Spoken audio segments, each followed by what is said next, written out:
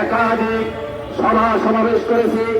গত 6 দশক থেকে আমরা সাগর রুনি হত্যার বিচারের দাবিতে আন্দোলন করেছি, সংগ্রাম করেছি, কিন্তু গত 4 দশকে সাগর রুনি হত্যা নিয়ে একটা প্রহসন করা হয়েছে।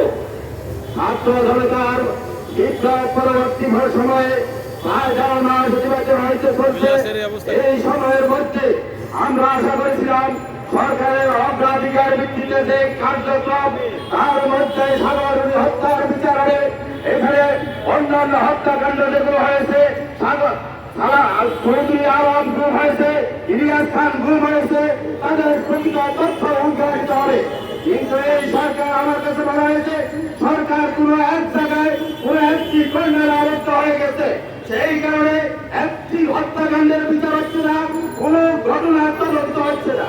ভাইয়েরা আমার, আমি আজকে সুস্পষ্ট করে বলতে চাই, কয়েকদিন আগে তথ্য প্রধান উপদেষ্টা তার বক্তব্যে সাগর রুনি হত্যাকাণ্ডের অগ্রাধিকার ভিত্তিতে বিচারের কথা বলেছে, কিন্তু তারপরেও এই বিষয়ে আজও কোনো উত্তর দেওয়া যায়। এই কারণে আমাদের আজকের আমরা বিক্ষুব্ধ, সাংবাদিক সমাজ বিক্ষুব্ধ। অবিলম্বে সাগর রুনি হত্যার বিচার এবং অন্যান্য সাংবাদিকদের হত্যার বিচার নিশ্চিত করতে হবে। ভাইরা আমার, আমি শুধু আরেকটি কথা, আজকে যেহেতু আমাদের মধ্যে আমাদের প্রধান অতিথি এবং বিশেষ অতিথি আছেন, তারা বক্তব্য রাখবেন। আমি শুধু তাদের অবহিত করার জন্য, আপনাদের অবগত করার জন্য একটি কথা বলতে চাই।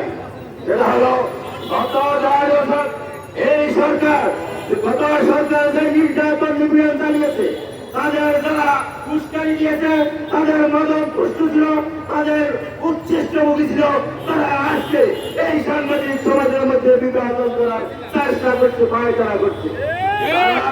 তারা দুষ্ট কাটা নিয়ে সবের সময় কারাগারি করেছে, আজকে তারা নেতৃত্বে ফিরে আসছে। তারা বিভিন্ন নামে এই সাংবাদিক সমাজের বিরুদ্ধে বিভাজন, সাংবাদিক সমাজের বিরুদ্ধে উস্কানিমূলক বক্তব্য দেওয়ার চেষ্টা করছে।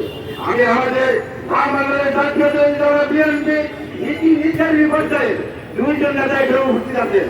তাদের উদ্দেশ্যে এই কথাই বলতে চাই, আপনাদের অনেকের সাথে ব্যক্তিগত সম্পর্ক থাকতে পারে, কিন্তু যারা গত 15 বছর জানলা হাতে নিয়ে রাজপথে ছিল, তারা তাদের মধ্যে আজকে বিভাজন সৃষ্টি যে পানিটারা করা হচ্ছে, এর বিরুদ্ধে আপনাদের অবস্থান থেকে আপনাদেরকে কথা বলতে হবে। আপনারা এই সমস্ত লাগান আটকে দিবেন না, এই আহ্বান জানিয়ে আমি আমার বক্তব্য শেষ করছি।